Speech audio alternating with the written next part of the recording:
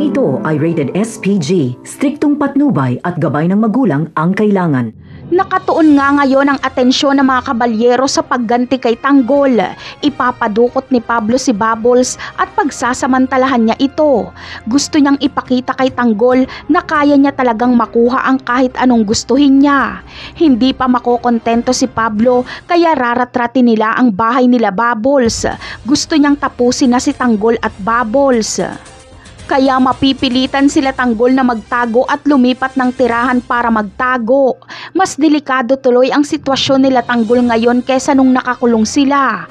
Ngayon kasi ay maraming gustong pumatay kay Tanggol. Hinahunting siya ng mga kabalyero at ng mga Red Phoenix. Pati si Rigor ay gusto ding mahanap si Tanggol dahil tutuluyan niya na daw ito. Habang si Olga naman ay mamumroblema kung saan niya mahahanap si Tanggol. Sa pagpunta niya kasi kila Bubbles ay wala nang nakatira doon at mababalitaan niyang niratrat ang bahay nila Bubbles. Kaya labis na mag-aalala si Olga kay Bubbles. At ang ikinatatakot pa ni Olga ay kapag maunahan siya ni Ramon na mahanap si Tanggol. Sa kabilang banda naman ay sa utos ni Ramon ay iimbestigahan nga ni General Rivas ang taong nakaharap ni Ramon.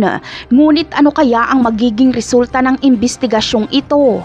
Siguradong magugulat si Ramon kapag matuklasan ni General Rivas na anak ni Rigor na si Tanggol ang tumangay kay Mokang na siyang nakaharap ni Ramon. Napakarami pa nating dapat abangan sa mga susunod na episode. Paalam!